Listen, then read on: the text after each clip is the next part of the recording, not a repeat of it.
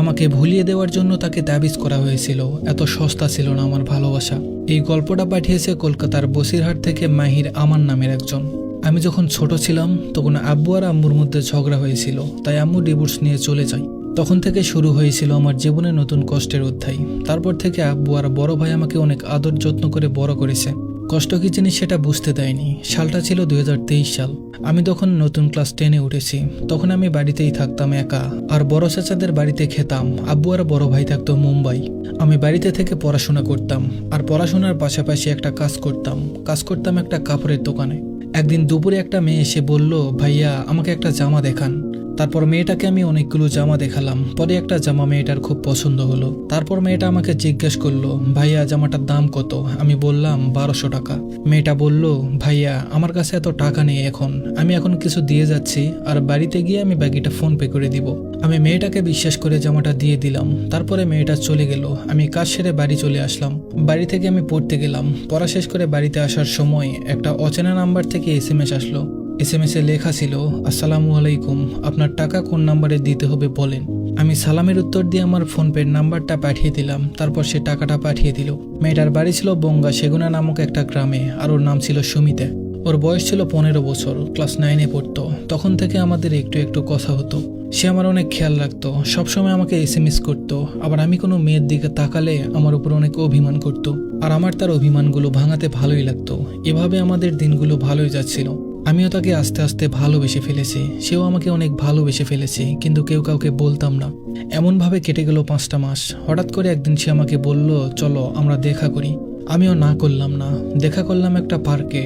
আমরা এসে বসলাম একটা বেঞ্চে। সে আমাকে বলল, একটা কথা জিজ্ঞেস করব? আমিও বললাম, হ্যাঁ করো। সে বলল, আমি তোমাকে অনেক পছন্দ করি, আমি তোমাকে ভালোবেসে ফেলেছি। তার মুখে এই কথাটা শুনে আমি অনেক খুশি হয়েছিলাম। পরে আমিও তাকে বললাম, আমিও তোমার মায়ে আটকে গেছি, আমিও তোমাকে অনেক ভালোবেসে ফেলেছি। তুমি আমাকে কখনো ছেড়ে যাবে না তো? সে উত্তর দিল, না, কোনোদিনও যাব না, মরে যাব, তবুও কোনোদিন ছেড়ে যাব না তোমাকে। আমিও ওকে অনেক বিশ্বাস করে ফেলি। তারপর শুরু হলো আমাদের নতুন গল্প। আমাদের অনেক আনন্দের দিন যাচ্ছিল। দেখতে দেখতে আমাদের রিলেশনের 1 বছর কেটে গেল। সে একদিন হঠাৎ আমাকে কল করে কান্না করতে করতে বলল, আমার আম্মু ছেলে দেখেছে আমার জন্য, আমাকে কাল দেখতে আসবে। আমি ওর কথা শুনে আমার আর কথা বলার শক্তি ছিল না। তারপর অনেক কান্নাকাটি করতো, আমি অনেক কান্না করতাম। পরের দিন সকালে উঠে আমি সুমিতাকে কল দিলাম, কিন্তু আমার কল রিসিভ করলো না। আমি অনেক কান্না করছিলাম, অনেক চিন্তা করছিলাম, ছটফট করছিলাম। তারপর দুপুরেও আমি ওকে কল দিলাম, কিন্তু রিসিভ হলো না। রাত 10টার পর সে আমাকে কল করলো। আমি তার কল দেখে তাড়াতাড়ি রিসিভ করলাম। সে আমাকে কান্না করতে করতে বলল, তারা নাকি তাকে পছন্দ করেছে। তখন ওই মুহূর্তে আমি কি করব কিছুই বুঝতে পারছিলাম না। তারপর আমি ওকে কান্না করতে করতে বললাম যে, তুমি বিয়ের জন্য মানা করে দাও, বলো তুমি এখন বিয়ে করবে না। সে বলল যে, আমি অনেক বুঝিয়েছি, কিন্তু তারা বুঝছে না। ছেলে নাকি অনেক ভালো, ছেলে মুম্বাই ব্যাংকে চাকরি করে। ও নাকি অনেক কান্না করেছে, ওদের হাতে পায়ে ধরেছে, কিন্তু তারা মানছে না। সে অনেক পাগলামি করতে থাকে। তার পাগলামি দেখে তার বাড়ির লোক আমার ব্যাপারে জিজ্ঞেস করে। সে আমার ব্যাপারে সব তার পরিবারকে বলে দেয়। তারপর তারা বলে যে, আমরা ছেলেটার সাথে একবার কথা বলতে চাই। তারপরে ঠিক দুপুরে ওর আম্মু আমার কাছে কল করলো, আমার বিষয়ে সবকিছু জানলো। আমি ওর আম্মুকে কান্না করতে করতে সবকিছু বললাম। তারপর তার আম্মু বলল যে, আমরা দেখছি কি করা যায়। তোমার আব্বু আম্মুর সাথে কথা বলে বা তোমার পরিবারের সাথে কথা বলে দেখছি। তারপর কল কেটে দিল। তারপর থেকে আমি খুব টেনশনে থাকতাম। আব্বুকে অনেক আকুতি মিনতি করে মানিয়েছিলাম। আমার আব্বু তাদের সাথে কথা বলতে চেয়েছিল, কিন্তু তারপর থেকে তারা আর কেউ কোনোদিন কল করেনি। আমি অনেক কান্না করতাম। তাদের নাম্বারে কল করলে নাম্বারটা সুইচ অফ বলতো। একদিন হঠাৎ করে অন্য একটা নাম্বার থেকে আমার ফোনে কল আসলো। আমি জিজ্ঞেস করলাম কে। তারপরে উপাস থেকে কান্নার আওয়াজ আসছিল। আমি বুঝে গিয়েছিলাম এটা সুমিতা। আমি বললাম, কি হয়েছে? আমাদের বিষয়টা কি মেনে নিয়েছে তোমার আব্বু আম্মু? সে বলল না, কোনো রকমেই মানছে না। আমি অনেক চেষ্টা করেছি। আমি কান্না করতে করতে হাতে পায়ে ধরেও বলেছি যে, আমি অন্য জায়গায় বিয়ে করব না, আমার ওই ছেলেকেই লাগবে, কিন্তু তারা মানছে না। এটা শোনার পর আমি আব্বুর সাথে তাদের কথা বলার কথা বলি, কিন্তু সে বলে যে কথা বলতে চায় না তার আব্বু আম্মু। আর সে এটাও বলল যে তাদের ফোনে যেন আমি কল না করি। এটা শুনে আমি অনেক কান্না করেছিলাম, অনেক ভেঙে পড়েছিলাম। তারপর আমি তাকে বললাম যে চলো আমরা পালিয়ে যাই, কিন্তু সুমিতা যায়নি আমার সাথে। সে বলে দিল, আমি যেতে পারবো না তোমার সাথে, আমি পরিবারের কথাই শুনবো। আমি তাকে বললাম, আমি তোমাকে ছাড়া থাকতে পারবো না। সুমিতার পায়ে ধরে বলেছিলাম যে আমাকে ছেড়ে যেও না, অন্য জায়গায় বিয়ে করো না, কিন্তু সে শুনেনি, কল কেটে দিয়েছে।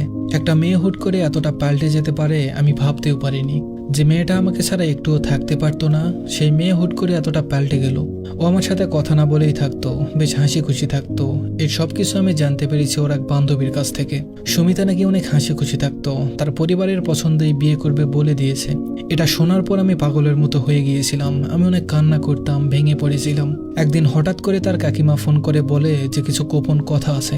আমি বললাম কি কথা বলেন। বলল যে সুমিতাকে নাকি তাবিজ করা হয়েছে, আর জানুয়ারি মাসের 13 তারিখ তার বিয়ে।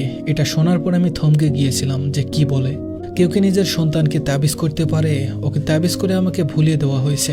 আমি ওর সাথে অনেক যোগাযোগ করার চেষ্টা করেছি, কিন্তু আমি আর যোগাযোগ করতে পারিনি। ওর বিয়ের দিন আমি খুব কান্না করেছিলাম, এতটাই কান্না করেছিলাম যে একটা সন্তানহারা মাও এতটা কান্না করে না যতটা আমি কান্না করেছিলাম তাকে পাওয়ার জন্য। তার বাড়ির লোকের কাছে অনেক অপমানিত হয়েছিলাম, তাদের পায়ে পড়েছিলাম, কিন্তু তার পরিবার মানেনি। সুমিতার পায়ে পড়ে বলেছিলাম তুমি থেকে যাও, কিন্তু সে থাকেনি। তাকে হারিয়ে রাত জাগা, নেশা করা সব শুরু করে দিয়েছিলাম। পাগলের মতো হয়ে গিয়েছিলাম। আজ আমাদের ভালোবাসার বিচ্ছেদের 1 বছর 1 মাস। এখনো তার কথা মনে পড়লে খুব কান্না করি। হ্যাঁ, এখন আমি একা থাকতে শিখে গেছি। প্রতি রাতে নেশার একাকিত্বই আমার প্রিয় হয়ে গেছে। তাকে এখনো অনেক ভালোবাসি। শুধু আমি তার পরিবারকে এতটুকুই বলতে চাই যে আমি কোন দিক থেকে কমতি রেখেছিলাম। সব দিক দিয়েই তো আমি সুমিতাকে ভালোবেসেছিলাম। আমি কি তাকে ভালো রাখতে পারতাম না? কেন তাকে আমার থেকে ছিনিয়ে নিলেন? কেন আমাকে ধ্বংস করে দিলেন?